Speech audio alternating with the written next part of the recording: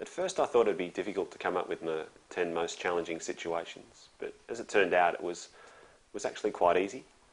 At first I started to really think about the situations that invoked levels of anxiety, and then I went about writing those down, but constantly thinking about specific situations that I found brought on levels of anxiety, like, say, speaking to a female that I didn't know.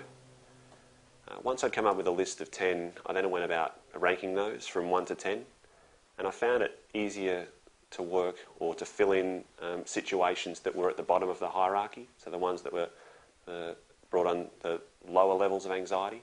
And for me, that situation was conversing with someone on the telephone for an extended period of time. It's something that I find quite difficult, but I'm able to tolerate.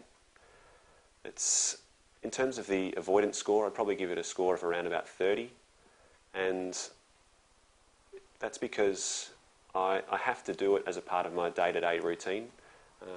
I still get quite anxious about doing it, but it is something that I do on a daily basis. In terms of the SUDS score, I'd give it a score of around about 20. And in terms of the score that I'd give the fear of negative evaluation, I'd probably score it at around 25. And that's because I don't have any physical face-to-face contact with people. The next step was I found it was easier to work on the situation that I find most difficult, the one that brings up the greatest levels of anxiety. And for me, that particular situation was talking to a large group of people. And in that particular situation, I find I get very panicky. It brings on very high levels of anxiety. In terms of the level of avoidance, I'd probably score around about 100. It's a situation that I try and avoid at all consequence. If I'm asked to give a presentation or a talk at work, I often either ring in sick or I make up some excuse as to why I can't. In terms of the SUD score, I'd probably give it a score of around about 90. And in terms of my concerns with fear of negative evaluation, I'd probably score that in the vicinity of, say, 95.